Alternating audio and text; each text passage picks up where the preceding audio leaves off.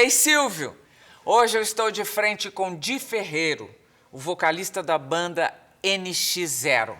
Di é Diego José Ferreiro. Ele tem 27 anos e nasceu em Campo Grande, no Mato Grosso do Sul. Di já morou em São Paulo, Porto Alegre, Buenos Aires e atualmente divide apartamento com a namorada, a linda atriz Mariana Rios, lá no Rio de Janeiro.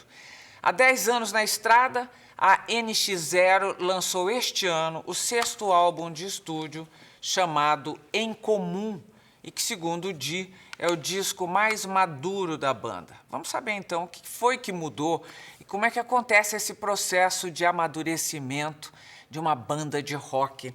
Ô Di, você sabe que eu li essa declaração sua em mais de uma forma, né? Mas certo. O conteúdo era: esqueçam todos os álbuns Isso aí. anteriores da banda e para ouvir com outros ouvidos em comum. Por quê? O que aconteceu com Em Comum que os outros não tinham?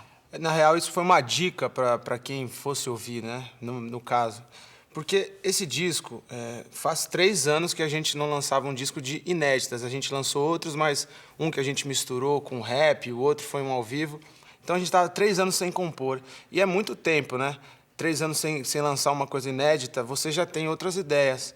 Eu disse isso porque quando a gente começou a banda, quando a gente começou a tocar no rádio, eu tinha 18 anos. Então, tudo novo, aquele negócio, a minha vida... Foi 9 anos atrás. Foi mais ou menos isso, 9, 8 anos atrás. É. A gente começou a tocar no rádio e isso, pra mim, era tudo novo. A gente, nos programas de TV, conhecendo as pessoas e o que eu vivia, o meu mundo, eu escrevo, né, na banda.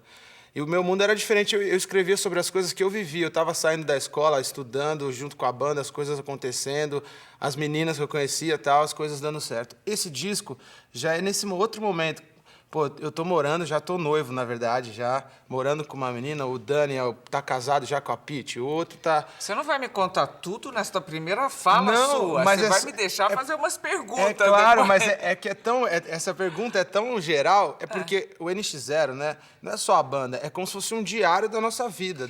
Mas quando você diz, veja bem, olha a responsabilidade, você diz, esqueçam tudo. É isso É aí. mais ou menos como o presidente que já disse, esqueçam aquele livro que eu escrevi, Mas- esqueçam aquele homem. Quer dizer, você mandou esquecer os outros discos da banda? Não, né? Não, nunca vou renegar as outras coisas que a gente fez. Na real, é para a pessoa ouvir de olhos, né, de olhos fechados, ouvir com o coração uma coisa nova de uns meninos que vieram crescendo e hoje estão com 27 anos escrevendo sobre outras coisas também. Então, você diria que é resultado de um processo natural de amadurecimento ou chegou a ser de caso pensado? Quer dizer, você sentou e fez assim, não posso mais continuar nessa praia. Eu já tenho outra idade, meus interesses estão mudando. E isto foi um projeto calculado ou não? Com certeza foi natural. Foi É? uma coisa que aconteceu mesmo. Porque a gente não pensa muito e também não deixa de pensar nas coisas que a gente faz. A gente acha que a gente pensa o suficiente para deixar fluir natural, né? E isso, no caso, foi uma consequência do que a gente está vivendo mesmo. É isso que eu quis dizer, né? Porque o NX, quando começou, tinha uma visão e algumas pessoas tiveram uma visão nossa e de pré-julgar a gente, às vezes nem ouvir o som e falar, não gosto e tal. Então foi mais nesse sentido. Esquece tudo isso, escuta esse disco com calma. Hoje em dia que a gente já pegou um respeito pelas pessoas, os fãs cresceram com a gente, outras pessoas que Quando você diz as pessoas tinham preconceito, que pessoas? Se vocês são resultado de sucesso, Claro. junto a admiradores, fãs, que pessoas poderiam perturbar de tal maneira uma banda? Então, exatamente. É uma coisa que... É uma banda de sucesso, né? Você disse. E é verdade. Era uma coisa até adolescente hormonal na época, né?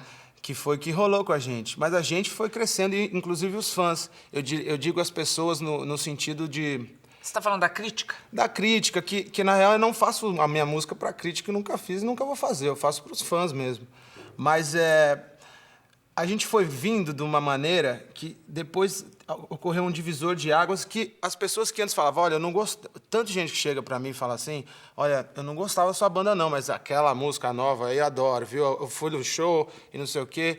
Então a gente não mudou tanto assim, eu parei pra pensar, a gente não mudou tanto assim. Acho que a pessoa que não prestou atenção antes, ou hoje a gente passou de um ponto, ou chegaram uma geração nova e o foco foi para eles, começaram... Ou então estão chegando junto e amadurecendo exatamente, também. que é o que é a verdade, entendeu? A gente fica buscando porquês, mas é isso, Mas agora vamos falar de outra coisa. Certo. Ainda continua um público, basicamente, de adolescentes, o seu público, não é Certo. isso? Ainda assim. Como é que esse público adolescente aceitou essa maturidade? Então, Aceitou esse disco, esse caso, nós estamos falando desse disco. é legal, sabe por que é legal? Porque pra gente não, também, depois de ter passado por isso, não julgar as pessoas desse jeito, como eu tive esse medo. Os adolescentes adoraram esse disco. Por ser mais maduros, adoraram. Eu acho que até eles estavam esperando, os fãs, um negócio assim, nossa, uma coisa diferente. Falando sobre outros temas, sobre outras coisas, sobre o brasileiro, sobre a vida, sobre o dia a dia, sobre hoje eu saber falar sobre um assunto como eu moro numa casa, eu pago minhas contas, eu sei falar sobre outras coisas e eu quero falar isso. E eu fiquei com medo nesse sentido, um medo assim até, tem que experimentar. Aconteceu ao contrário. Eles falaram, que legal, aceitaram muito bem. E tanto é que a gente vive hoje e sente que são duas gerações. É a geração que cresceu com a gente, que antes ia dinheiro, pedia para o pai, pegava, pai, deixa eu ir no show, pegava o dinheiro, ia, e hoje está trabalhando, vai com o próprio dinheiro, ou vai de carro, já está dirigindo. Tem gente que até se conheceu, tem uma história que se conheceu e casou no nosso show. Hoje em dia está casado. É mesmo? Muito legal. Que se conheceu no show. Que se conheceu no show e casou, um exemplo. Mas tem a geração mais nova que veio, que é desse disco mais maduro, que conhece de alguns anos para cá, só não conhece os trabalhos mais antigos, que, se identificou e, a partir desse, ouviu os outros. Então... O que sobrou do gostoso do ano? Que você já foi eleito. Você já foi eleito Nossa, gostoso do ano, não foi? Mas isso é muito engraçado. Não sei de onde, né? Eu acho que não sobrou nada, eu acho. Sobrou as ideias, né, boas, eu acho. Achei muito legal você dizendo, achei bacana você dizendo que seria uma vergonha não conhecer Cartola, Chico Buarque, essas influências que você está admitindo ultimamente. Essa descoberta foi a partir do momento que você foi viver no Rio ou não? Isso influenciou um pouco, sim, né? Mas são coisas que eu venho ouvindo. Eu confesso que no começo eu ouvia muitas coisas de fora, né? E as coisas do Brasil que eu conhecia são as bandas de rock dos anos 80, alguns artistas que eu já gosto, por exemplo, eu amo a Adoniran Barbosa, para mim é o melhor de todos, o compositor, o grande malandro que a gente tem, apesar de não ser do Rio, né? Ele é um malandro, é um paulistaço, boêmio ali, italiano, que eu ouvia no Fusquinha do meu avô, junto com ele, né? E essas coisas eu fui descobrindo. Na verdade, é que tem músicas que a gente nasce, parece que nasce com a gente, né? Claro que eu conheço o Chico Buarque, Caetano e tal, mas você conhecer a fundo é diferente. Eu ainda não conheço a fundo. Eu estou conhecendo e eu tenho que conhecer, porque... Você tem pelo menos uma música sua que você, vamos dizer, se inspirou no cotidiano do Chico, não é isso? Sim, com certeza, que é uma música que chama Maré, desse disco, que fala basicamente também, que acho que o Seu Jorge gravou essa música também do Chico Buarque. Eu ouvi a versão do Seu Jorge, a do Chico Buarque. E essa música chama Maré, do NX, que é uma música que a gente trabalhou agora, que o clipe também mostra isso, que a pessoa, que é o brasileiro que trabalha, só que chega numa certa idade, lá com seus 40 anos, 50 anos, ele começa a lembrar das coisas que ele queria realmente ter sido. E deixou isso passar por... sei lá, por medo ou por outras frustrações. Ele é o cotidiano que a pessoa vive que não era o que ela esperava. Então, no começo da letra, fala de uma mulher que chega em casa, olha para o lado, chega do trabalho sem saber para onde ir, né, e vê que a vida que leva não é a mesma que planejou, né? E aí, na segunda estrofe, fala de um cara que todo dia toma um gole pra esquecer o que deixou pra trás e tal. Com o tempo a vida faz crescer e aceitar que de repente tudo muda e troca de lugar. Não se entregue, não deixe a maré te levar, só não deixe a maré te levar. Com o tempo a vida faz crescer e aceitar.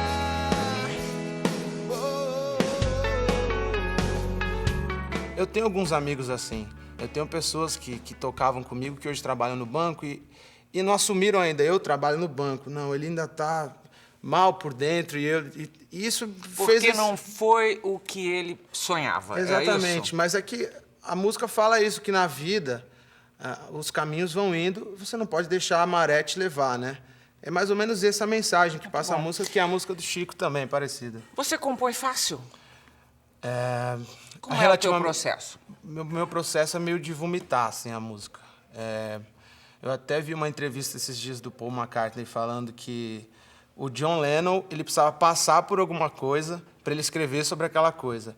E o Paul não, ele inventava qualquer coisa, qualquer história. Eu escrevo basicamente das coisas que eu passo. Né? Agora que eu estou me arriscando e escrevendo histórias, mas até agora foram coisas que eu precisava colocar para fora e depois é engraçado como eu me sinto bem depois que você acaba de escrever isso. Você vomita mesmo a letra e vai. E você tem que estar sozinho, ambiente silencioso, o quê? Conta pra mim como é um compositor de rock. Pô, depende muito. Eu sou uma pessoa observadora, né? Tem uma música, por exemplo, que chama Só Rezo. Eu fui com o pessoal do Afro Reggae lá no Rio de Janeiro, no Complexo do Alemão, no Vigário Geral, conhecer e tal. E esse dia foi muito importante para mim, porque foi um dia que eu vi umas coisas que não é as coisas que a gente vê na TV de favela, né? Foi até antes da ocupação no Complexo do Alemão. E o respeito das pessoas e tal, como é que foi, mexeu tanto comigo, eu escrevi essa música. Mas eu escrevi nesse ambiente já, eu escrevi já indo na ponte aérea, eu lembro de carro que terminei a música, liguei, já tinha uma base e colocou. Em compensação, outra música, depois que eu tive uma briga, por exemplo, com a minha namorada, eu acabo escrevendo isso. Então, são essas situações, esses momentos de... São momentos vividos mesmo, por enquanto. E o que é que você fez na base da fantasia até agora? Na base da fantasia. Bom, Essa da maré? Essa da maré é um pouco fantasia, sim, porque não é o que eu vivo, não é o que eu sinto, não é uma coisa minha. É uma coisa que eu vi de outras pessoas também, e inclusive essa música me influenciou, a do Chico, muito. Tem uma música que chama Guerra por Paz, que foi um sonho que eu imaginei, assim, uma pessoa caindo de paraquedas hoje, uma criança ingênua caindo de paraquedas hoje. Então ela faz algumas perguntas assim, o refrão diz, por que estamos em guerra por paz? Porque se a gente quer paz, por que a gente está em guerra, então? Então ele começa a questionar isso tudo. Que, aliás, é muito bem pensado, né? Porque uma o caminho contradição. para a paz passa pela guerra é uma contradição. Será que passa pela guerra? Então, eu escrevi sobre isso. Isso eu não conseguia fazer antes. Né? Eu acho que eu não era tão... Com os meus 19 anos, eu estava vivendo tão intensamente tudo e acabava escrevendo sobre tudo aquilo que era mais os meus amores, as pessoas e tal. Cedo ou tarde a gente vai se encontrar. Tenho certeza numa bem melhor. Sei que quando canto você pode me escutar. E hoje em dia eu fico feliz de conseguir, pelo menos, começar a abrir esse caminho, né? Música também é sua? Música é do G. Rocha, o guitarrista. Ele é meu grande parceiro. Mas são vocês dois que Sim. cuidam das músicas da banda. Isso. É isso? É. Muito bom. Eu vou fazer um intervalo e depois bom. tenho muito mais a perguntar. Vamos Tá lá, bom? estamos aqui. Nós estamos terminando o primeiro bloco de frente com Di Ferreiro, vocalista da NX0. Voltamos já já. De repente é já, é agora, é aqui. Tudo se revela de frente com Gabi. Ela quer saber, ela quer conhecer. Gabi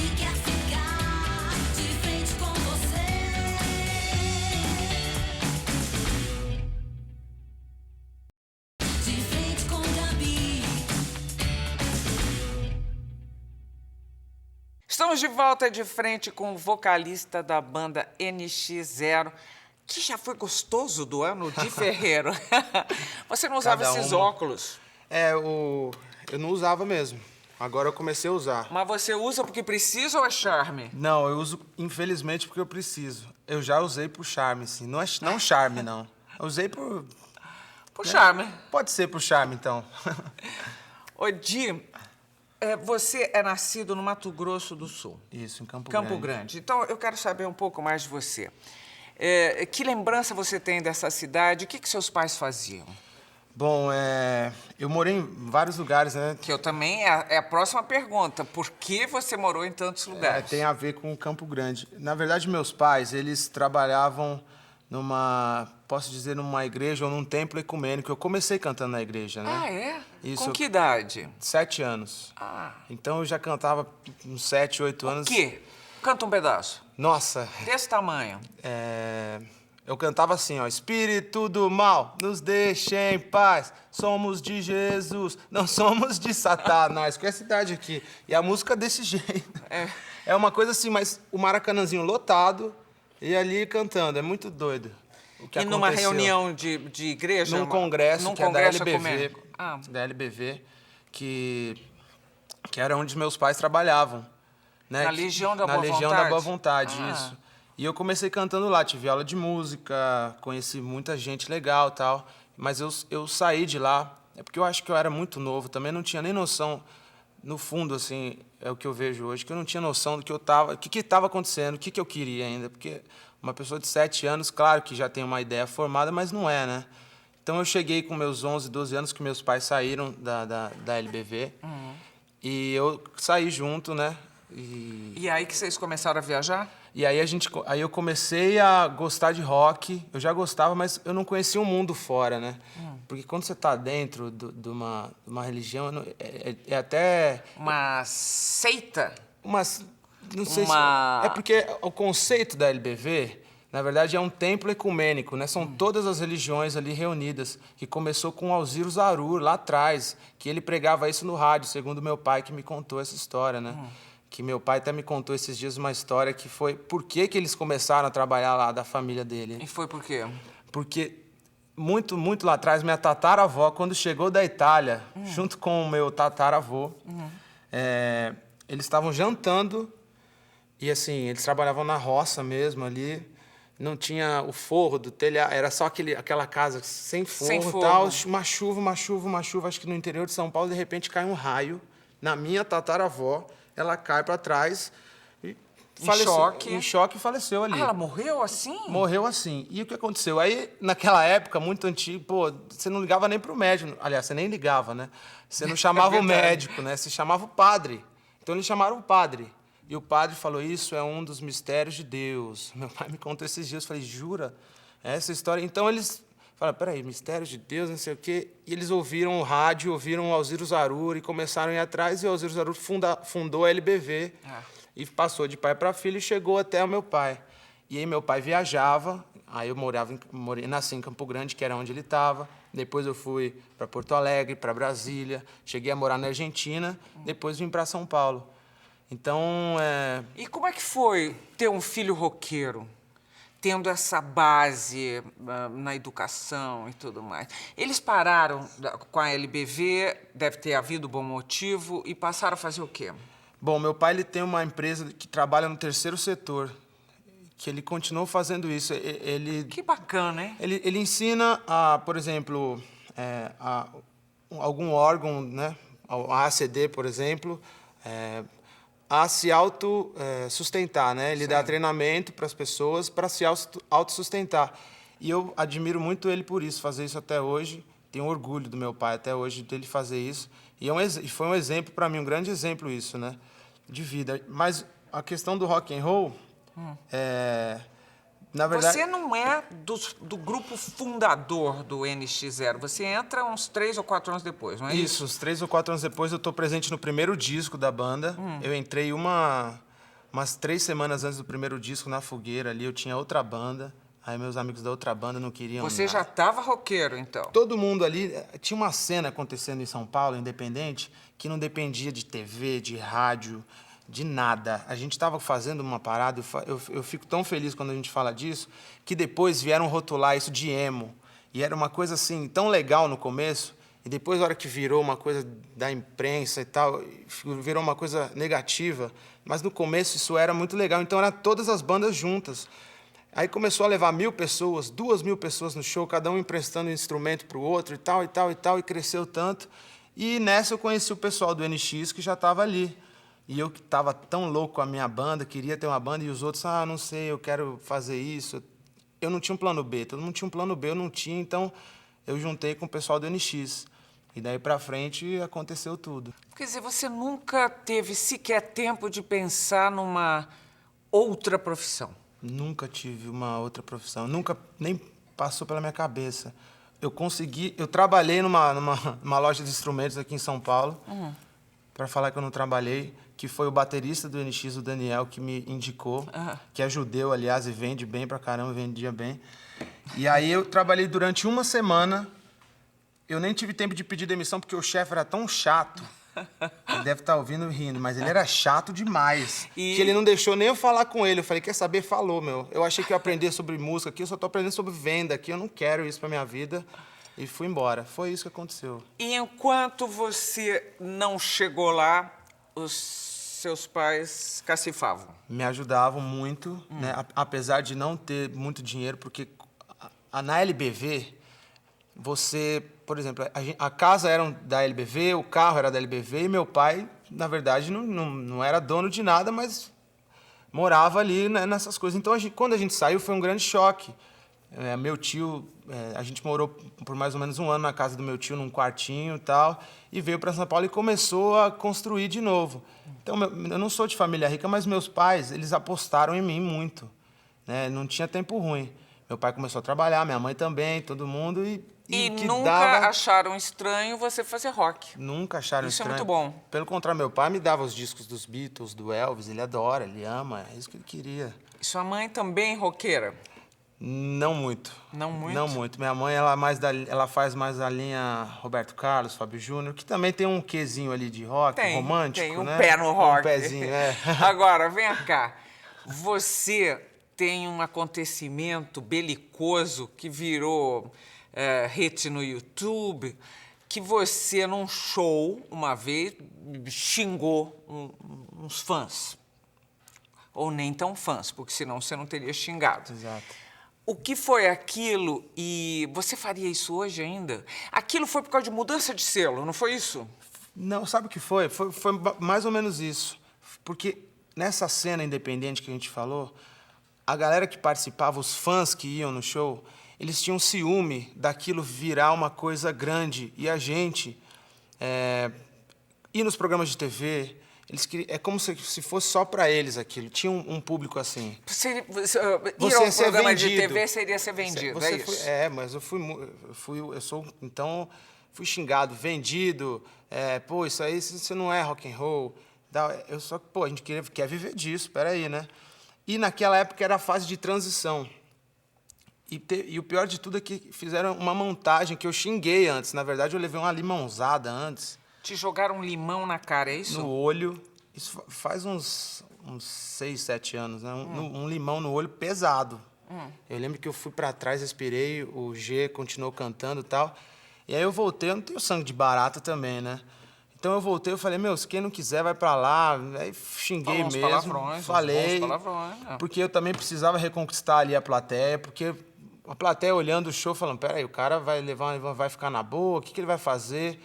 Daí pra frente o show foi bom, entendeu? Não é assim, tá errado, eu não faria isso. Você pegou o touro à unha, é isso, ali na hora foi... Mas eu não me arrependo de ter feito isso. Eu achei isso... veio assim, não foi nada de razão, foi só coração isso. Mas você acha que ainda existe hoje ainda é possível ter essa imagem ou esta vivência de roqueiro independente? O roqueiro sempre foi onde está o mundo, está sentado aqui, eu vou revolucionar e partir para cá, não é? Sempre foi o rebelde. Verdade. Ainda é possível ser um rebelde num universo tão diversificado como virou da música, não? Eu acho que... E tão rico. E tão rico, tem tanta coisa acontecendo, né? Eu acho que Sempre é possível, mas tem que ser do coração e verdadeiro. As pessoas, né, pô, falavam assim, rock sem transgressão, não sei o quê, cadê vocês aí quebrando camarim? Pô, várias matérias que a gente já fez colocavam isso na capa, falando assim, pô, eles nunca fizeram isso, como se fosse uma coisa ruim, que pra mim, pô, eu tô te contando aqui a minha história, como que eu ia fazer isso? Eu tenho uma formação que é diferente, eu amo a minha música e eu faço o que eu amo. Eu acho que se eu começar a fazer isso, isso vai virar um foco para uma pessoa, para uma coisa que não é a música. Né? O drogado, ou não sei o quê. Não, não é isso. Se eu faço alguma coisa assim, eu nunca vou falar para ninguém para vender uma matéria nem nada. Nunca foi esse o lance do NX. E não foi o lance dessa geração que está com a gente. Porque nessa época, quando eu falei, quando a gente era independente, não foi só o NX que fez isso. Veio o Fresno junto, veio o Strike, veio o Glória, um monte de bandas que hoje estão aí trabalhando aí até hoje. Tem umas que estão com gravadora, sem gravadora, mas para as pessoas verem como a gente ama isso que a gente faz, tá todo mundo até hoje aí. Então, essa geração já é diferente da geração passada. As pessoas queriam que a gente fosse que nem a geração dos anos 80, por exemplo, que era uma época pós-ditadura, que sei lá, que todo mundo estava vivendo aquilo, precisava falar aquilo. Eu não vivi essa época, meu pai viveu. Ele passou isso para mim e é claro que eu tenho um breve conhecimento sobre isso, mas ele me disse isso, eu vivi outra coisa. Então, eu não posso ser um cara que chega lá e quebra o camarim. Eu tenho dó da menina que fez o camarim. Você passou pelas drogas? Bom, experimentou? Já, claro. Já experimentei muitas coisas e se der na telha eu vou experimentar também. Mas eu tenho um lance que eu sou muito reservado, eu não faço isso, não misturo isso com trabalho, com trampo. Eu sei bem, assim, separar essas coisas. E tem o lance saúde também ou não? Ou nem por isso? Nem por isso. Claro que tem um lance saúde no limite, né? No limite, mas você também não tem que ser um careta total, porque eu acho que não é assim que funciona a toada. Você tá no meio ali de tanta coisa acontecendo, né? Pô, a gente toma uma antes do show, relaxa, curte, depois do show a gente também toma um negocinho e fica na boa. Mas não é aquela coisa de pô, entrar doidaço e causar, não é isso. E estragar um show, eventualmente? Estragar um show da pessoa que, sei lá, pagou o ingresso. Eu não consigo não pensar nisso. Eu sei que, às vezes, pode ser até meio careta e chato, mas eu não consigo não pensar. Não tem como eu fugir disso. E nem é uma contradição na minha cabeça. Eu sou muito seguro quando eu faço. O show, a atitude, não tem nada a ver com droga, entendeu? Eu acho que são opostos. Na minha cabeça sempre foi. Né? A atitude você fazer um puta show animal, a galera ali, você não deixar nego nenhum parado, pular. Eu acho que esse é o principal, não sei, pra mim até hoje é isso. Entre razões e emoções, a saída é fazer valer a pena. Se não agora, depois não importa. Por você, posso esperar.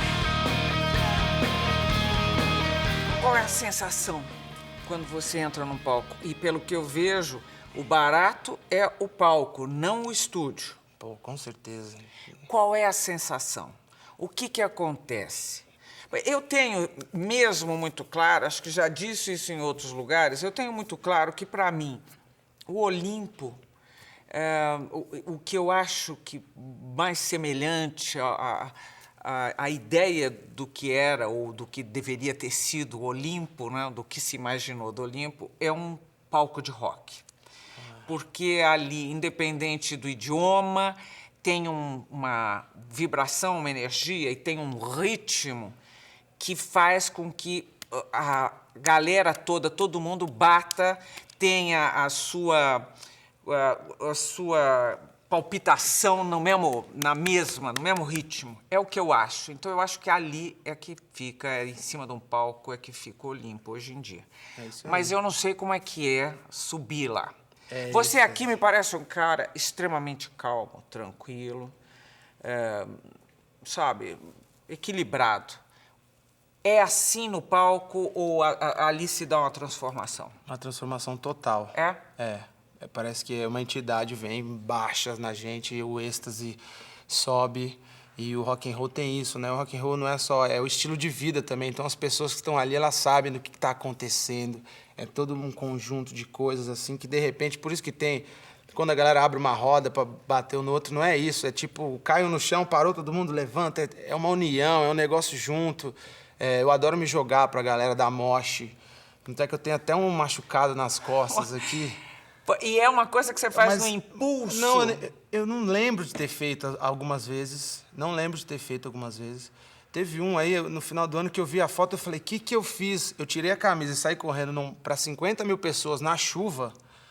Se não me engano, foi em Porto. Me joguei, aí... Você se joga de costas. Tem que se jogar de costas. Eu me joguei, então, se eu pensar um pouquinho, eu me jogo de costas. Mas como dessa vez eu tava tão na adrena... Você jogou de frente. Me joguei de frente e achei que era o super-homem, assim. E aí, pô, até hoje eu sinto aqui, mas é uma dor boa, né? Porque eu falo, ó, legal, foi muito louco. E o pessoal tá lá, não falha. Não falha, E aí o que eles fazem? Eles te devolvem pro palco, é isso? Exatamente. Nesse caso, acho que foi tão surpresa, assim, que tentaram me segurar, eu já caí, veio gente por cima e tal, e já puxou, mas foi. Mas já rolou, teve um show do NX também que eu me joguei que teve gente que quebrou a perna, por exemplo. Eu lembro disso, foi complicado.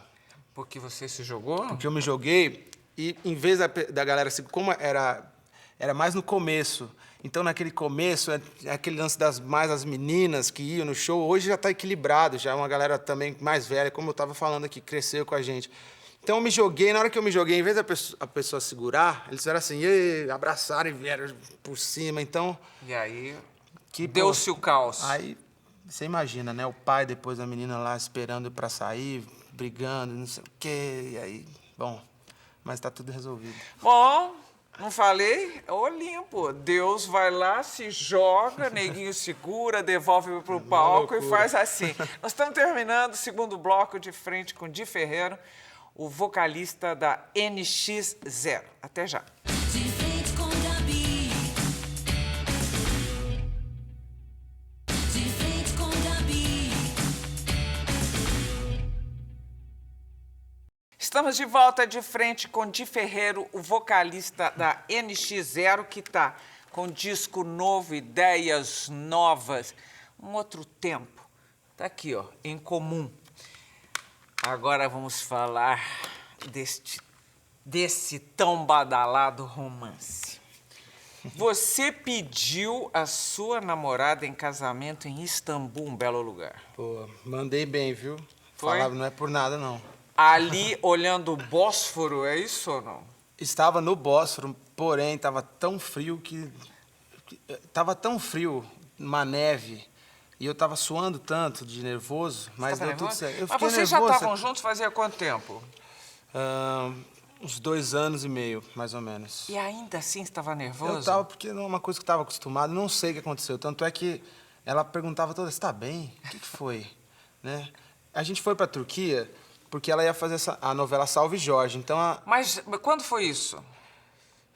eu sou horrível com data, tenho até medo de falar. Porque pelo que eu li foi em fevereiro de 2012. Mas já estavam na produção em fevereiro? Ela já sabia que ia. Ah, então vocês foram conhecer. A gente foi conhecer, como que fala quando o ator faz Workshop. Um workshop e tal, mas tem um nome ainda específico. Bom, e ela queria conhecer para se familiarizar. Então a gente foi, eu falei, é a oportunidade. Eu já fui com a maldade na cabeça aqui, né?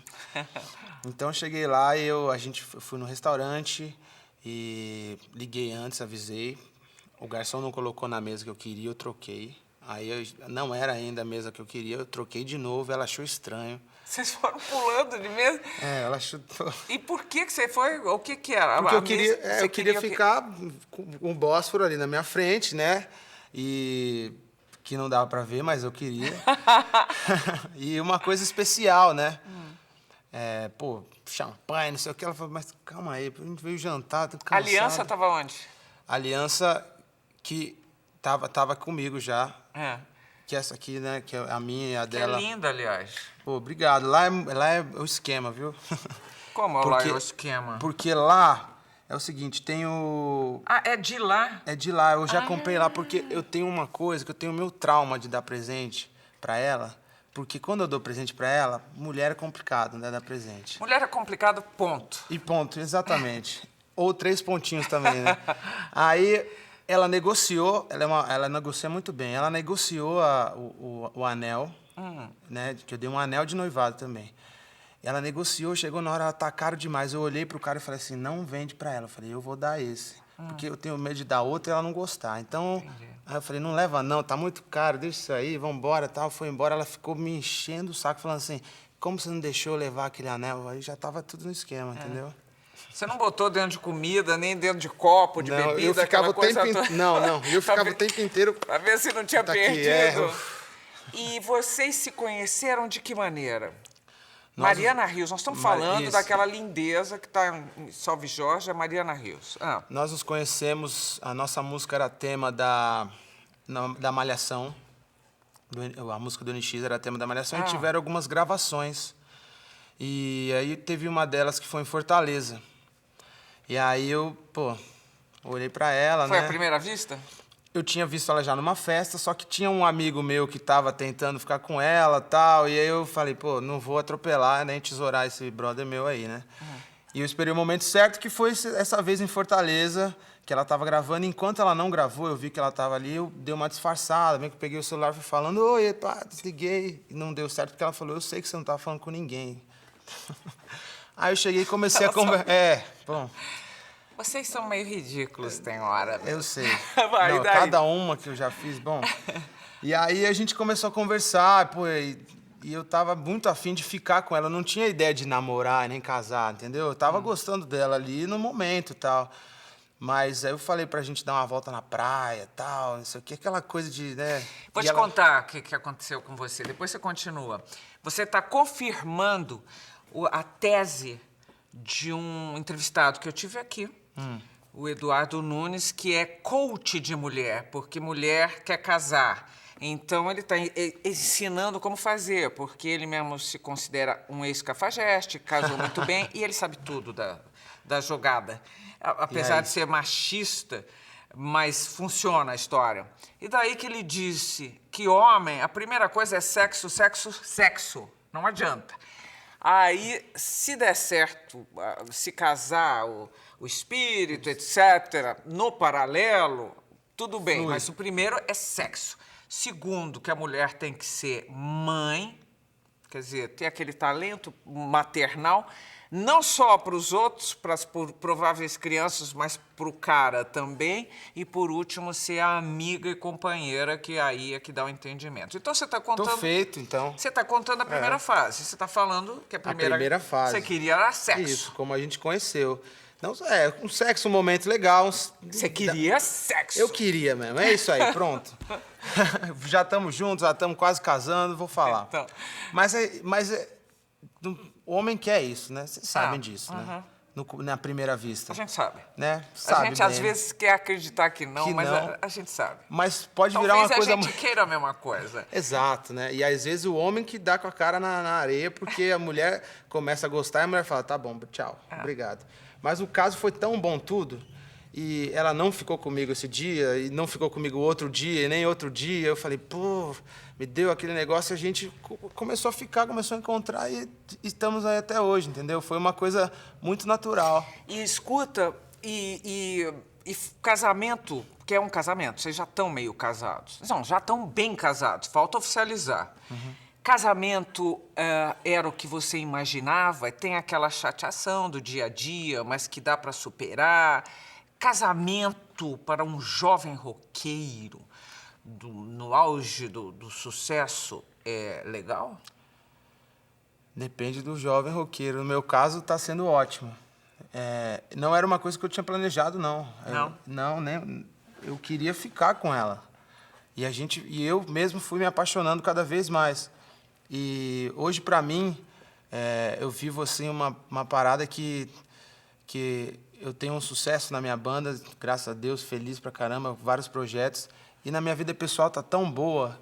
Então, eu tô conseguindo, assim, viver uma parada que eu tive, tipo um sonho mesmo.